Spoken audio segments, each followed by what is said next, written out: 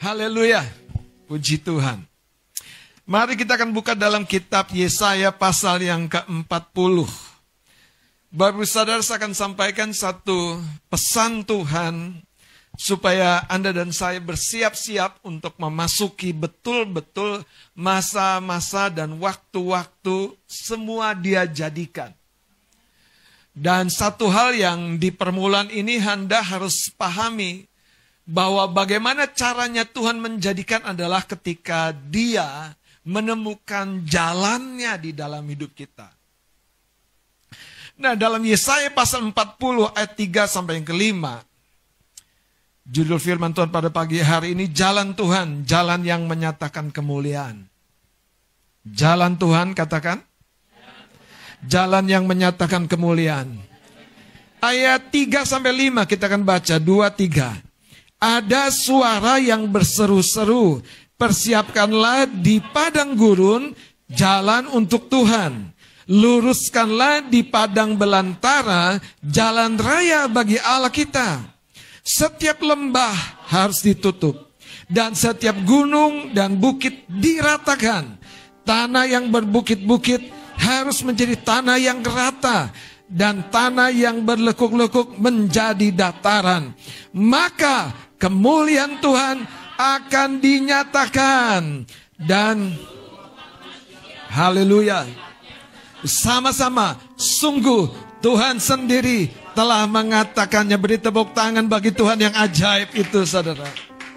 Bagian yang menarik ketika Anda baca ayat ini adalah, maka kemuliaan Tuhan akan dinyatakan. Tapi tidak berhenti sampai di situ.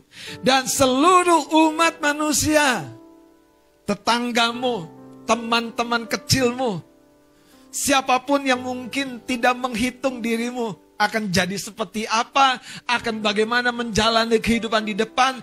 Tetapi Alkitab berkata, maka kemuliaan Tuhan akan apa? Dinyatakan dan seluruh umat manusia akan melihatnya bersama-sama. Dan dari lidah bibir mereka, mereka akan berkata, sungguh Tuhan sendiri telah mengatakannya. Saudara, ketika Tuhan berfirman, biarlah firman itu menjadi perkataan kita. Ketika Tuhan berfirman tentang hidup kita, biarlah firman tentang hidup kita menjadi perkataan kita, menjadi kosakata kita, menjadi bahasa percakapan kita, menjadi bahasa di mana Anda berbicara dengan pasangan Anda. Haleluya. Menjadi bahasa ketika Anda berbicara tentang keuangan Anda. Ketika Tuhan berfirman, biarlah firman itu menjadi kosakata, language yang Anda gunakan untuk saudara berdiri pada jalan-jalan yang baru, yang belum Anda ketahui apa dan bagaimana bentuknya. Karena ketika Tuhan berfirman, disitulah tempat kita berdiri dengan teguh. Karena Tuhan akan bersama dengan Anda, apapun situasinya. Saudara, saya berdoa, saya menantikan Tuhan berbicara. Dan saya bergumul di hadapan Tuhan. Karena yang paling penting adalah Tuhan berbicara. Dia menaruh pesannya. Saya berdoa dan pagi, saudara, Tuhan taruhkan di hati saya kuat sekali. Dia berkata begini, hendaklah setiap orang menyadari posisinya di hadapan Tuhan. Satu kalimat yang membuat saya mulai melihat lebih luas lagi. Apa maksudnya Tuhan? Karena seringkali ternyata begini, saudara. Kita tidak menyadari posisi kita. Itu yang membuat Tuhan terhalangi untuk bekerja. Coba lihat Yesaya 40 ini. Ada suara yang berseru-seru, persiapkanlah di mana? Nah, coba lihat dalam hidup kita. Apakah kita seperti tempat di padang gurun? Rasanya tidak ada keadaan yang baik. Rasanya semuanya kering dan kering ya Mas Kris. Kantong kering.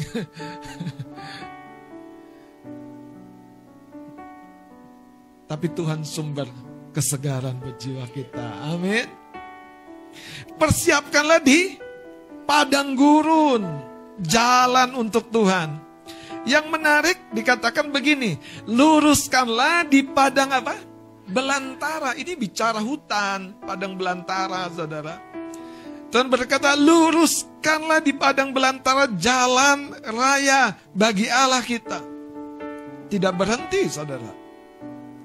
Setiap lembah harus di mana posisi kita?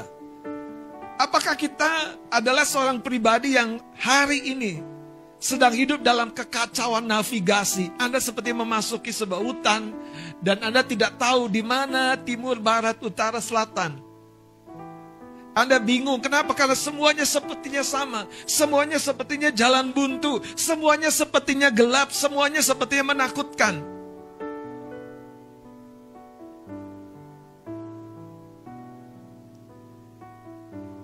Yesaya 40 ini tepat sekali dikatakan, setiap lembah harus ditutup. Dataran tanah yang cedok, lembah atau menurun, yang cenderung, saudara, tidak bisa dibangun sebuah bangunan yang kokoh. Cenderung tersembunyi dari sinar matahari, itu lembah.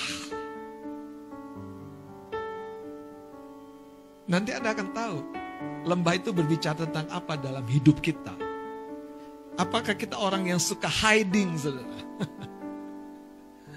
Tentang pasangan hiding, tentang keuangan hiding, tentang hidup masa depan hiding. Apa? Kita tutup rapat-rapat. Mungkin kita merasa tidak nyaman. Padahal Tuhan berkata, persiapkan jalan raya di sana. Di sana. Dan yang menarik, kenapa jalan raya? Karena dia mulia, dia raja yang besar. Dia akan membawa seluruh kemuliaannya melintasi, singgah, dan bekerja di dalam hidup kita. Katakan amin. Itu sebabnya ini sebuah seruan, bukan sebuah nasihat. Sebuah kabar yang disampaikan dengan sebuah intensitas. Jadi ada urgensi dalam pesannya. Tuhan sepertinya betul-betul digambarkan butuh sebuah jalan raya secara fisik. Padahal ini kan bicara hati manusia, hidup manusia, saudara. Ini bicara kita. Ini bicara Anda dan saya dalam sikon kita. Terlalu banyak padang gurun, padang belantara, lembah. Bahkan dikatakan, saudara, tanah yang berlekuk-lekuk, yang banyak, saudara, trauma-traumanya. Tapi Tuhan berkata, aku akan lewat di sana. Dan aku akan menyatakan kemuliaan-Ku. Dan tanah yang berlekuk-lekuk menjadi dataran. Ayat ini berkata, maka kemuliaan Tuhan akan apa? Dinyatakan. Kenapa kemuliaan Tuhan dinyatakan? Karena tempat yang tidak ideal itu telah mengalami, saudara, proses di mana dibongkar, diratakan. Yang terlalu tinggi diratakan, dibedah, saudara. Yang terlalu rendah ditimbun supaya muncul dia. Nggak boleh, ya Tuhan, pakailah dia selama aku masih kuat.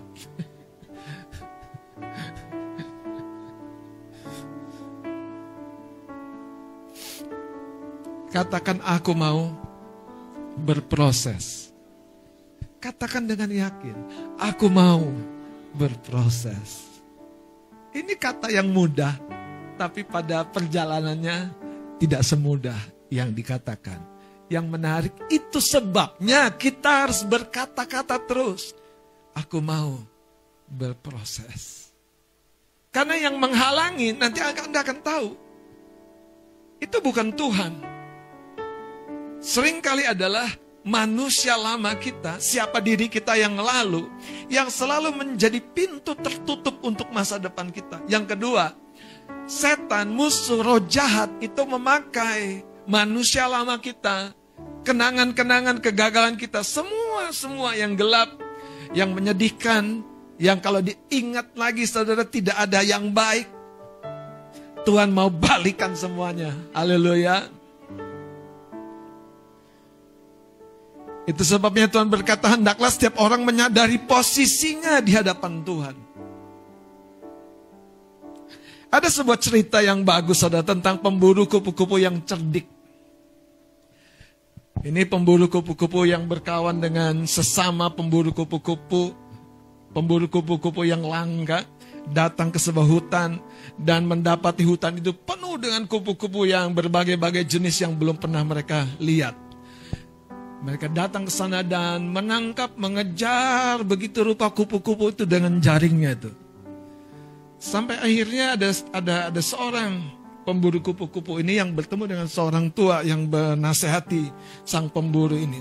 Gini nak, kamu mau mendapatkan yang terbaik? Kamu gak usah susah-susah, tiap-tiap bulan datang ke tempat ini mengejar kupu-kupu. Kamu tinggal bersama saya di pinggir hutan ini. Kamu bangun, apa yang bangun? Taman bunga, tanami bibit-bibit bunga. Pria ini berpikir, apa hubungannya? Tapi ketika bunga-bunga itu tumbuh, saudara, bermekaran, ketika datang musimnya, kupu-kupu yang di hutan itu hijrah semua ke taman bunganya si pemburu kupu-kupu itu. Sementara temannya yang membawa jala itu capek-capek kejar sana kejar sini kupu-kupu dan tidak menangkap banyak. Tapi sang pemburu yang dengar-dengaran, yang melakukan yang sepertinya tidak ada hubungannya, yang tidak relevan. Karena memang Tuhan itu maha mengerti, hikmatnya terlalu tinggi, saudara. Dan ketika musimnya tiba, kupu-kupu justru mendatangi kebun bunga sang pemburu kupu-kupu. Mungkin teman-temannya akan bilang begini, lu kerjaannya apa sih? Mengejar atau menangkap kupu-kupu atau berkebun bunga? Mungkin sang pemuda itu merasa tidak enak hati dengan komentar teman-temannya. Tapi dengarkan saya. Kalau Anda mengerti jalan Tuhan yang mengerjakan proses dalam hidupmu, sepertinya tidak relevan, sepertinya terlambat, sepertinya fokusnya salah. Tapi ketika tiba waktunya, saudara, ketika tiba waktunya, apa yang terjadi? Kupu-kupu itu seperti mendapat undangan datang di kebun bunga sang pemburu bunga kupu-kupu tersebut. Singkat cerita, orang baru terbengong-bengong dan melongo dan berkata, kamu kok ngerti ya caranya? Kamu kok tahu ya caranya? Saudara, Tuhan mau berkata, kalau jalan raya bagi Allah kita sudah terjadi, yang tidak bisa akan bisa, yang tak akan terlalu lama akan datang pada waktu yang terbaik. Yang rasanya butuh upaya keras, tetapi kita akan lihat penggenapannya datang dari Dia. Jalan Tuhan, saudara, adalah jalan yang akan menyatakan kemuliaan. Jalan Tuhan adalah jalan yang Dia perlu menyentuh kehidupan kita, saudara. Yang mana? Yang di dalam. Karena seringkali kita ingin melihat hasilnya di luar, buahnya di luar, ya kan? Amin, ya. Tapi kita lupa bahwa hasil yang di luar itu adalah dampak atau akibat sebuah proses yang di dalam. Bayangkan kalau sang pemburu kupu-kupu ini berkata, begini Pak Tua, saya sudah lakukan ini sekian puluh tahun, pekerjaan ini bukan pekerjaan baru Pak Tua. Kira-kira apa yang dia akan dapatkan? Sama hasil jerih payah keringat. kejar kupu-kupu, kejar kupu-kupu. Tapi ketika dia membangun kebun bunga, dia tidak perlu mengejar-ngejar, berlelah-lelah. Kenapa? Karena kupu-kupu yang datang di kehidupan sang pemburu kupu-kupu itu. Hari ini saudara, jalan Tuhan tidak pernah tidak menyatakan kemuliaan. Bahkan keluargamu akan takjub dan melihat bahwa Allah yang kau layani, ya dan amin. Bahkan keluargamu akan bertempik sorak dan berkata, untung nak, kamu sungguh-sungguh dalam Tuhan. Kalau tidak, hancur kita semua. Anda tahu, Anda yang akan menjadi lokomotif bagi gerbong-gerbong kereta api yang sedang terparkir karena tidak ada pengharapan, tidak tahu jalan ke depan. Udah begini aja udah untung. Udah bisa makan cukup tiap bulan saja udah untung. Saudara, Tuhan justru merencanakan kemuliaannya di dalam keterbatasan hidupmu itu. Pertanyaannya adalah, bersediakah Anda melewati proses Tuhan itu? Seringkali yang menarik adalah proses Tuhan yang pertama adalah proses mentaati apa yang Anda dengar. Proses Tuhan itu bukan sekedar merubah diri, saudara. Proses Tuhan itu bukan taat doa. Bukan itu yang pertama-tama. Proses Tuhan itu bukan berpuasa. Aku gak bisa berpuasa. Kalau berpuasa mati aku, Om. Mati apanya? Dagingmu itu mati. Aku gak bisa baca Alkitab lama. Kalau aku buka Alkitab, mataku pasti terpejam. Makanya baca Alkitab, saya belajar dalam hidup saya baca Alkitab, kadang Alkitabnya tidak di bawah tapi di atas. Jadi gak bisa terpejam kan, karena mata itu harus begini. Kadang baca Alkitab sambil keliling di kamar tidur saya dulu. Kadang di ruang sekretariat, ya sambil gini, baca Alkitab. Kalau Anda saja masih kalah dengan ritme tubuhmu yang selalu membawa turun, bagaimana Anda akan mengangkat manusia rohmu itu makin kuat? Yesus berkata, berjaga-jaga dan berdoa. Berjaga-jaga itu apa maksudnya? Berjaga-jaga yaitu kondisikan tubuhmu selalu aktif, selalu siaga. Artinya apa? Doa nggak selalu tutup mata, lipat tangan di kamar dan aminnya besok pagi.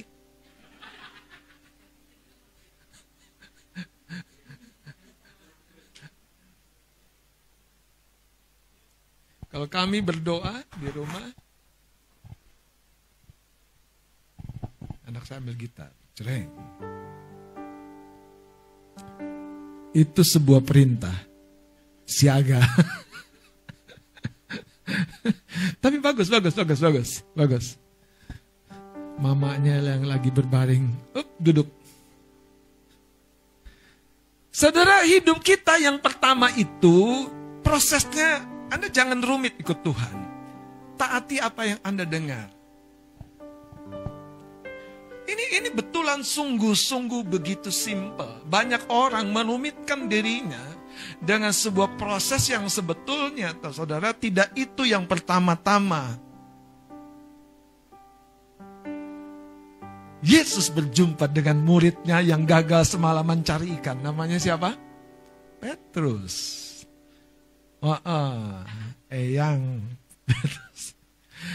Terus Tuhan mau berproses dengan muridnya yang gagal ini. Yang pertama apa? Dia pinjam perahunya. Makanya kalau Anda belum diberkati, tenang. Anda melayani, belum diubahkan, belum menemukan jawaban doa, tenang. Tuhan pinjam perahu si Petrus itu yang gagal. Tuhan, kenapa perahuku yang gagal ini? Apa kesaksian hidupku kalau aku melayani? Tenang. Tenang. Bersaksi juga ada waktunya, saudara. Anda harus mengerti nih kata-kata saya. Karena Tuhan cari bukan yang sukses, bukan yang setia, bukan yang tekun, bukan yang hebat. Tuhan cari Petrus yang arogan, cepat bicara daripada mikirnya. Haleluya. Kira-kira gimana? Cepat bicaranya daripada mikirnya. Ada orang mikirnya lama, ngomongnya sedikit. Dalam, nusuk. Tapi kalau si Petrus semua diomongin. Bener apa enggak bener, pokoknya diomongin. Maaf ya om. Pokoknya diomongin. Menurut saya saudara, ini jenis apa tadi tuh? Bukan lembah, gunung-gunung yang tinggi. Kepedeannya tinggi. Gagal semalaman saja cari ikan masih bisa pede, saudara. Gila nggak tuh? Jarang loh jenis orang yang kayak gini. Makanya Tuhan pakai kan, Tuhan pilih kan. Haleluya. Siap-siap kau. Dan setelah saudara Yesus pinjam perahunya untuk melayani orang banyak loh di pinggir pantai Danau Galilea itu. Yesus tidak pernah merugikan siapa-siapa yang dia pakai hidupnya. Kalau motor mau dipakai Tuhan. Kalau tangan mau dipakai Tuhan. Untuk menggebuk-gebuk itu. Tuhan gak pernah buat engkau makin keseleo, makin lemah, makin berdaya. Ini karena melayani Tuhan nih. Aku gak kenal siapa-siapa. Ya, masalahnya tuh bukan Tuhan Anda. Anda tahu gak sih, Yesus itu terkenal dengan semua orang. Lah anak Tuhan gak dikenal siapa sih? Aneh kedengerannya.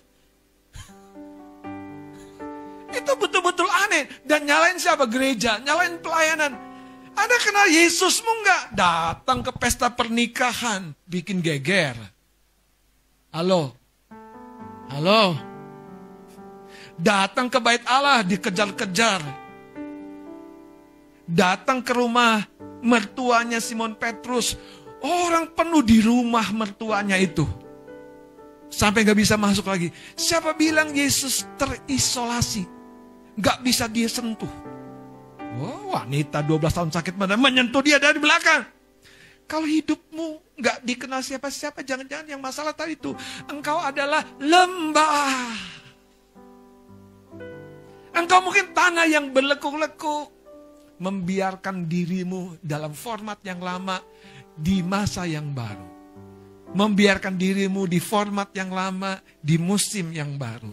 Membiarkan dirimu terkunci di pola yang lama. Padahal Tuhan sedang berkata, nak, biarlah hidupmu menjadi jalan raya. Saudara, siapa Petrus? Sekali lagi, setelah Yesus pinjam perahunya itu, di Lukas pasal 5, dia berkata apa? Dorong sedikit lebih jauh ke dalam. Tebarkan jalanmu di sebelah kanan. Disitulah keluar memori yang lama dari murid Tuhan itu. Guru, telah sepanjang malam. Jadi dia seorang yang apa? Gigih bekerja. Sayangnya kami gak nangkep apa-apa. Itu kan jadi perbandingan dong. Engkau berkata, sekarang udah siang begini, mana ada ikan di permukaan. Ikan kepanasan kalau siang-siang ke permukaan. Ini beneran loh saudara. Ikan tuh akan nyelam ke dalam. Tapi pagi menjelang siang itu, makanya saya bilang proses yang pertama, taati yang kau dengar. Aku akan menebarkan jala juga. Tuhan sering tuntun di hatimu. Nah, datang ngobrol. Jangan dipikirin sendiri. Emang berubah dipikirin sendiri. Nah, cerita nak. Emang jadi lega hatimu kalau enggak simpen terus. Tuhan tuh ngomong loh di hati kita. Nak, ngirit. Jangan semua dibelanjain. Iya kan? Tuhan tuh ngomong, saudara, yang menarik adalah gini. Tuhan seringkali saudara, dia bicara satu hal saja supaya kita menuju satu hal yang lain, dan di sanalah pekerjaan dan kuasanya itu dinyatakan lebih besar lagi. Contoh yang kedua, kalau Anda tahu kan Petrus muridnya menebarkan jala, taat, dan jalannya hampir koyak. Kenapa? Ikan besar-besar dia tangkap. Makanya proses Tuhan itu begitu sederhana. Domba yang paling pertama dia pastikan, dia kenal suara gembalanya. Hari ini saudara, saya sering bilang ini, kalau kita saja sulit mentaati suara pemimpin kita, itu sebuah indikator seberapa kita lembutnya hati kita mentaati suara Tuhan yang tidak terlihat itu.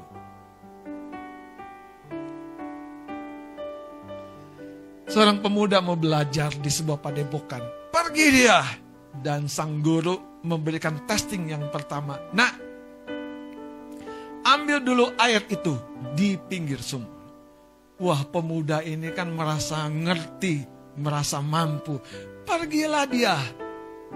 Ambil timba, lemparkan timba ke dalam sumur itu.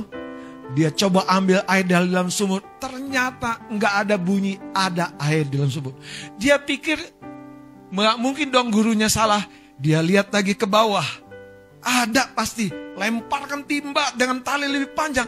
Nggak ada, jatuh. Pluk, kena air. Diangkat, mungkin ada juga. Tidak ada air. Berkeringat, kesel, marah. Tapi dia nggak mau, jujur sama gurunya.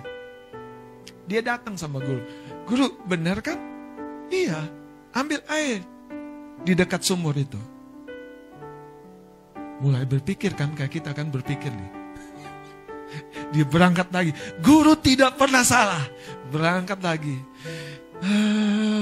Dia coba cari tambahan tali lebih panjang. Dia lemparin timbanya lebih dalam. Pokoknya pasti ternyata tidak ada air. Nyerahlah dia dengan marah, dengan pokoknya menggerutu datang sama gurunya. Begini nak, dengerin kata-kata saya. Ambil air di mana? Dekat sumur, dikeplak. Kepik. Itu, dekat sumur itu ada keran. Putar kerannya dengan ember yang kamu pakai itu. Bawa ke sini. Kan saya bilang ambil airnya di mana? Bukan di? Makanya Anda paham gak sih kalau dengar suara Tuhan? Ambil airnya di mana? Dekat sumur. Banyak orang ya terlalu happy dengan suara Tuhan. Pada dia nggak tangkap dengan jeli. Proses Tuhan itu begitu sederhana, saudara. Karena dia tidak pernah melampaui kemampuanmu, ketaatanmu, kebisaanmu, kekuatan. Tidak. Kalau dia ajak Anda berjalan, bahkan dia bisa dinegosiasi. Tuhan, aku gak mampu. Sebetulnya kau mampu, tapi kau Tuhan, aku gak mampu. Dia mengizinkan proses lain yang lebih rendah, yang membuat jalannya itu, tujuannya itu tidak akan gagal. Pasti jadi. Tapi ujiannya selalu kita rumitkan jalan Tuhan itu dengan jalan kita sendiri. Yaitu apa? Gunung yang tinggi, lembah yang dalam. Hari ini kita harus tahu di mana posisi kita. Apakah kita seperti lembah yang dalam atau tanah yang berlekuk-lekuk? Tahu kalau Anda ke Lampung sebelum dibagusin itu jalan, haleluya kan? Mobil Anda harus siap seperti mobil kelapa sawit itu. Saudara bukan hanya bisa lolos sendiri, tapi bisa mendorong yang lain. Dengerin saya, saudara.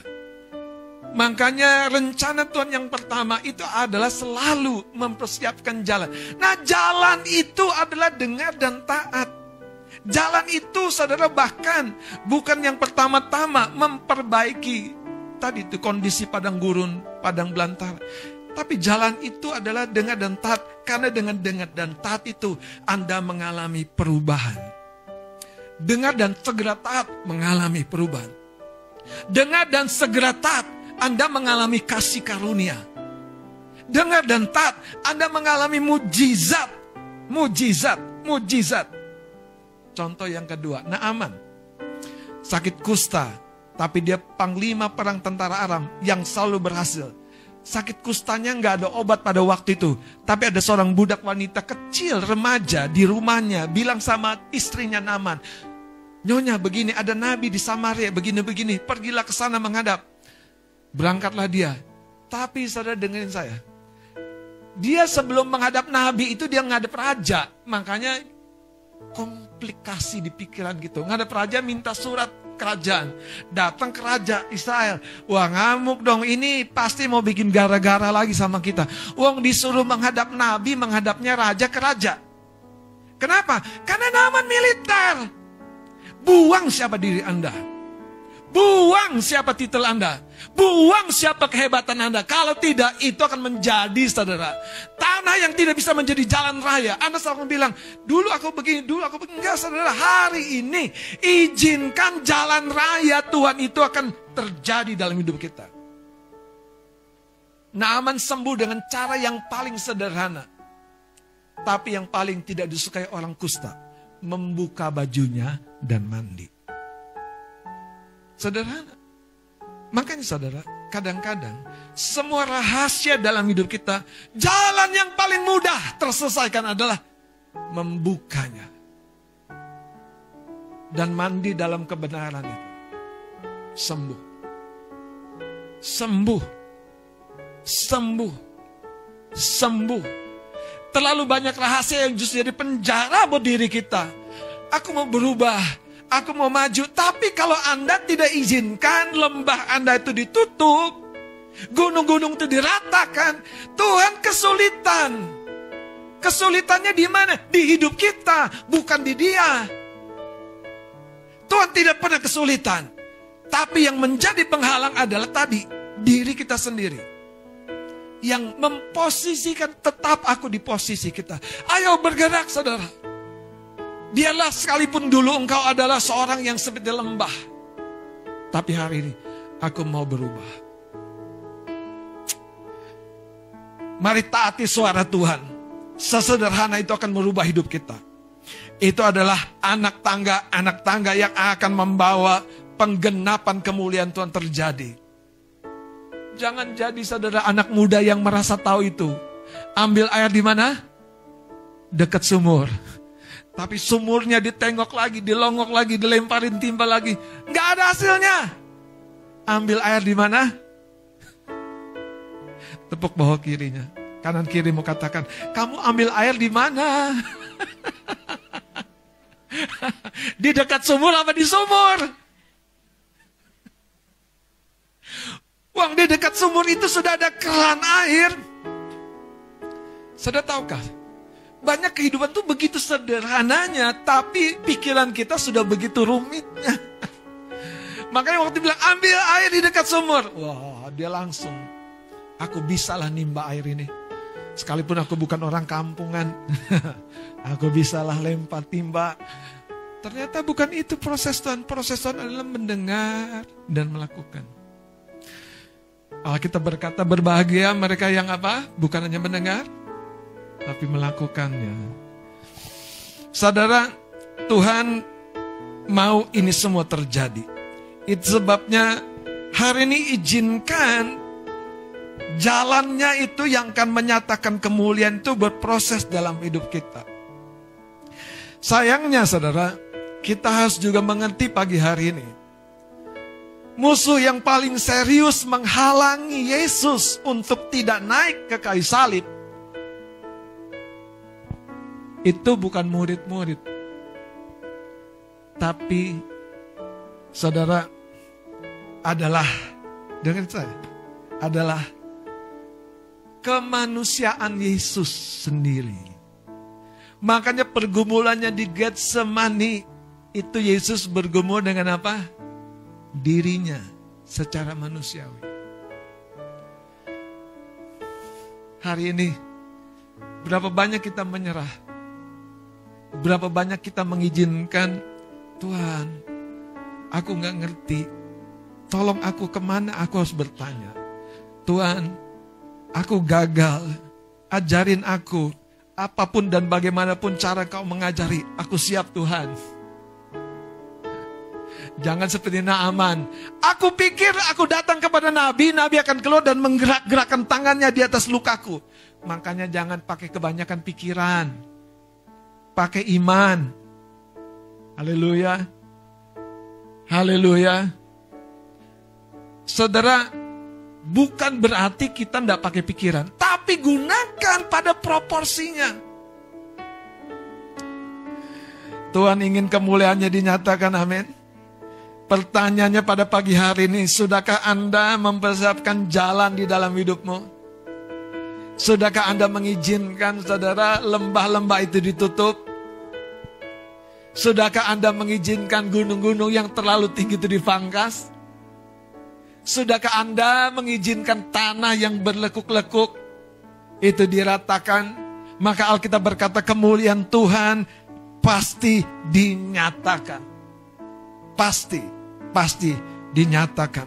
Saudara, yang di luar ini sebetulnya menunggu proses yang di dalam. Kisah pemburu kupu-kupu itu bukan kisah yang kosong, saudara. Hal yang kedua yang Tuhan sampaikan adalah berapa besarnya kita fokus berproses yang di dalam. Berproses yang di dalam. Sehingga waktu yang di dalam selesai, yang di luar itu akan mengekspresikan buahnya. Mari kita akan lihat dalam Yohanes pasal yang ke-15.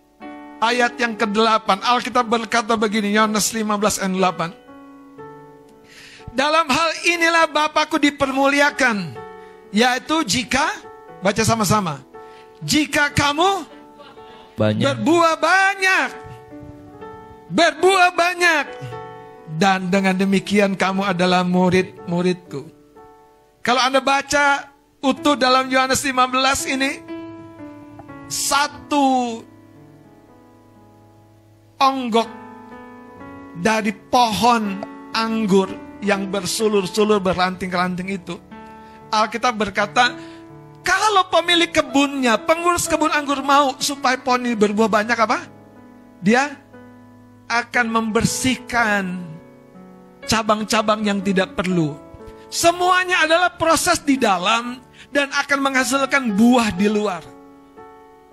Akan selalu menghasilkan buah di luar, saudara. Yesus, kenapa dia datang di muka bumi? Dalam kesederhanaannya, dia sedang berproses di dalam, saudara. Menyerah sepenuhnya kepada apa yang Bapa mau dia kerjakan. Lihat Yohanes 17 ayat 4. Alkitab berkata begini, Yohanes 17 ayat 4. Aku telah mempermuliakan engkau di bumi ini dengan jalan apa? Tahukah Anda? Salah satu pekerjaan yang dia selesaikan, yang dia lihat begitu dekat adalah ketika dia berkata di kayu salib, sudah selesai. Dan Alkitab berkata dengan kematiannya itu, dia membuka jalan yang baru bagi kita untuk datang kepada Bapa di surga. Hari ini Bapak Ibu Saudara yang dikasih oleh Tuhan, izinkan kehidupanmu mengalami proses. Katakan, aku mau mengalami proses Tuhan. Saya berdoa, saudara, kalau kita memposisikan diri dengan baik, kegagalan kita tuh tidak lebih besar daripada kemampuan Tuhan mengubahnya menjadi kemuliaan bagi namanya. Ada sebuah cerita di Alkitab, saya mau tutup dengan cerita ini.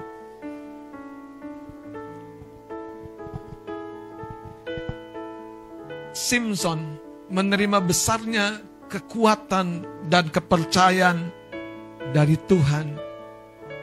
Tapi sayangnya Simson tidak menyadari bagaimana mengelola kekuatan itu. Salah satu yang menjadi jebakan buat Simson adalah ketika dia tidak sadar rahasia imannya. Yaitu rambut jalinnya, rambut kepangnya itu yang ada 7. Dia ceritakan dan orang Filistin menggunting, memotongnya. Dan dia berpikir, seperti biasanya aku meronta-ronta dan lepas. Tapi sayangnya hari itu yang tidak biasa sedang terjadi. Teman-teman, Jangan kita berpikir seperti biasa, seperti biasa, seperti biasa. Jangan-jangan hari itu yang tidak biasa sedang terjadi dari musuh. Tapi hari ini, saya mau kabar baik, saya mau beritakan kabar baik. Simpson sudah buta, dicungkil matanya, rambutnya mulai tumbuh. Dan dia sementara bekerja jadi pendorong penggilingan, saudara. Mesin penggilingan pada waktu yang didorong oleh keledai yang berputar, didorong oleh Simpson. Dan satu ketika pesta besar Filistin mengundang Simpson melawak raja-raja kota Filistin di gedung yang besar itu. Disitulah Simpson sadar, aku belum menyelesaikan tugasku. Aku belum menyelesaikan panggilanku. Yang pertama dia berdoa adalah, Tuhan, ingatlah aku. Berikanlah aku kekuatan sekali ini saja. Sebelum-sebelumnya dia berpikir kekuatan itu dari dirinya, oleh dirinya, dan bagi dirinya. Hari itu Simpson berseru kepada Tuhan sumber kekuatannya. Dan Tuhan melimpahkan kekuatan yang supranatural kepada sang pahlawan yang matanya buta. 7 rambut jalinnya sudah terpotong. Artinya begini yang saya mau bilang. Tuhan tidak pernah menyesali pilihan dan panggilannya. Dan Tuhan tidak pernah menunda penyelesaian proyeknya dalam hidup kita. Tapi jangan-jangan ada tanah yang berlekuk-lekuk. Ada lembah yang belum ditutup. Hari itu Simpson menyadari kesombongan dari semua kuasa dan karunia yang dia pegang. Ketika dia rendah hati, kekuatan itu kembali kepadanya. Amin. Mari kita bangkit berdiri, saudara.